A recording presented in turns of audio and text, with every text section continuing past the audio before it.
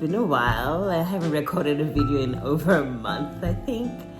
And you guys gonna please excuse me. You're gonna have to excuse me because I'm just overwhelmed with the boy who's running around, and I'm chasing him around the house, and he's smacking his head all over the place and beating his sister up. His sister's Lily the puppy. So it's a lot. It's a lot for a single mom to deal with. Like I said before, I just don't know how you guys have more than one child. I big up to y'all. It's not for me. Anyways, I am still in the US. I've been just, waiting for, what have I been waiting for? Oh, I was waiting for my new passport. I got that, and I have rebooked, and I am less than a month away from taking off. So the funniest thing happened today. I was, researching things. I do research every day. Like every day I wake up and I do hours of research about the Southeast Asia region. I read about the news, about what's going on there. I read about the pandemic, whether they're opened or they're closed or they've changed things, because they've been changing things every week. Every week it's new ways to enter. You can't enter this region today, but you can enter the next region. But to enter, you gotta do quarantine for 14. It's been a lot going on over the past couple of months. So I honestly, every day I have to spend hours making sure that I don't fly in there and get there and they're like, well, what's a visa? When I thought I don't need one. So with that in mind, I made a huge mistake. So I was initially supposed to fly into Indonesia, right?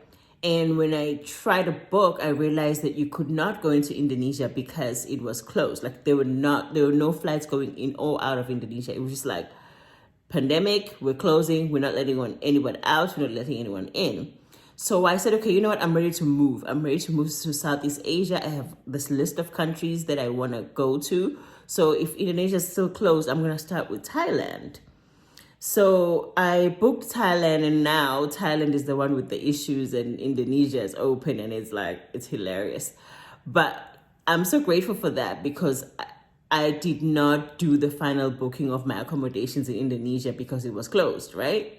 And I wasn't sure when they're gonna open, so I booked in Thailand.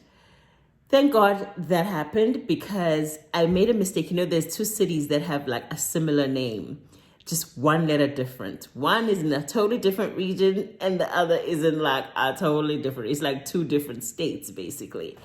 And I was gonna put in the money and do the booking and yay, show up, and it's the wrong region. So here's what's crazy, right? The one region that I thought I was going to is really fun.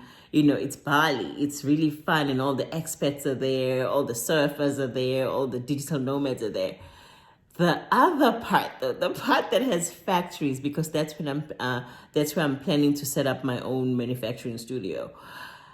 That part, I swear to God, it looks like where I grew up, guys, and those who know me know that I grew up where we had to walk like for quite a bit to get to public transportation. And even the public transportation was kind of crazy. Like, we call them taxis, but you pack up like 14, 15 people in one minivan situation, and it is just a mess. I mean, you do have some good ones that are comfortable, but like this part of Indonesia is whoa. It reminds me of, if you're from South Africa, it reminds me of Zumanaga Besta, like and I'm okay with that. I realized something. That every part of my life feels like it's been leading up to this moment.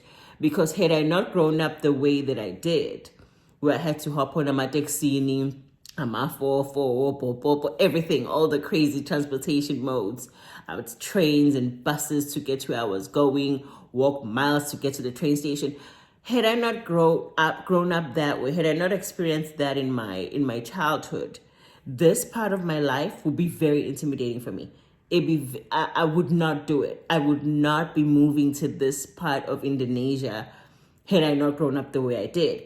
But when I looked at the pictures and I looked at the the region that has factories, it literally looked like where my grandmother used to live in Tuzuma, in Nanda. And as much as it's a totally different culture, and my ex-colleague who actually recommended that I move to that particular place and not to the tourist destination, she said to me, people of Indonesia are like this. They are so used to people coming in and squandering and taking advantage of them, using their services and leaving. People of Indonesia would give you everything, but they just want to know that there's something in it for them. So if you're coming in and saying, oh, I'm starting a fashion line, and then you have them sew your clothes and then you take off and you take your production somewhere to China, or you just leave and go back to your country and don't do anything for them. They're so used to that they're very wary of people who live in fancy areas of their country and only stop by to get them to do the work. So she advised, she's Indonesian again, she advised that I move to the same town where all the factories are located. That's where she's from. Her brother is there. Her brother runs a factory there. And, all her schoolmates are still there. They are very into the textile and, factory, everything that has to do with clothes and fabrics and that whole industry, the textile industry. And she said to me, I can help you if you move to where I'm used to, if you move close by to near the people that are going to do the work for you or with you. So I said, okay, fine. Okay, let's do that. Let me just, boom, I'm going to do exactly that. I'm going to take your advice. And I mean, your brother's there, your family's there. I feel safe already. Of course, like I said, I made a mistake when I looked it up online. I missed a letter. I think it was an N. One place has an N, the other doesn't, when you spell the city name. And of course, the other one that I looked at looked really fancy. And so I feel like I'm arriving at a full circle moment, in a sense that my childhood looked very, there wasn't much. There was love, but there wasn't much in terms of material.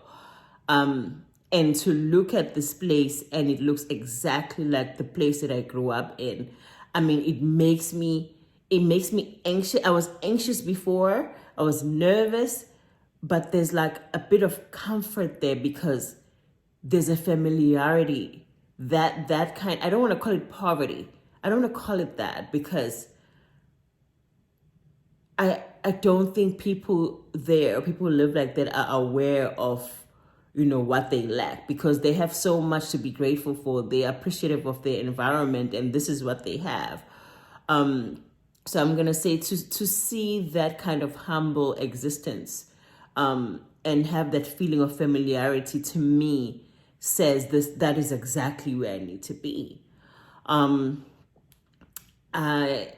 I know nothing about the language. I know nothing about the culture other than what I have read on and watched online, and the books and the blogs and everything. But I have never been so certain about something in my life like I am now. And I know it's crazy that I'm leaving the nice state of Washington, D.C., the U.S. capital, and moving to, some back town of Indonesia because of my dream. But I have never felt so ready for something. The hard part was considering my son, while I was sitting there thinking, oh my gosh, so this is where I'm moving to, because I had these visions of him, doing all his classes, his music, his swimming, and, whatever. And then seeing that that's not the type of neighborhood that we're going to have to move to. I considered leaving him and Umzali and my sister in Thailand and just going by myself. But then part of me said, you know what? There's kids there too. There's kids in this town. There's kids who belong to, these factory workers have kids. I want my son to develop a sense of empathy and live in that type of environment, and be able to thrive there. I want him to be very aware of the realities of life and not think that everything is, glittering and shining in Washington, D.C. and New York. I really want him to be to learn. I want him to be there and be appreciative of the process. I want him to see me working. I want him to see me relate to people and learn how to deal with people of every cultural background, of every socioeconomic standing. And just that, I feel like that's gonna have a lot of lessons for him. I could have him in a fancy daycare here in DC, or I could have him in Indonesia with me, actually living life and participating in us developing this business. Is it the right thing to do? Who knows? I feel like raising kids is just basically you just throw in what you can and hope for the best. There's no blog and no podcast and no PhD book I haven't read about how to raise kids. But the world is changing. And do I feel like my son needs to be in a classroom for him to learn? Not right now. I'm not there yet. I'm not there yet. I tried that. I put him in daycare at 8 weeks old. I tried that, and that didn't feel right to me. So I think I'm just gonna try something different. I'm gonna try having him on the ground with me wherever I go, and just I feel like he inspires me a lot. So as he develops, I want to develop products and clothes and things that help him grow. So I feel like my business develops as he develops. All his needs, when he needs something, I'm gonna be in Asia where they can make everything that he needs, and I want him to see that process, and I hope he appreciates that down the line.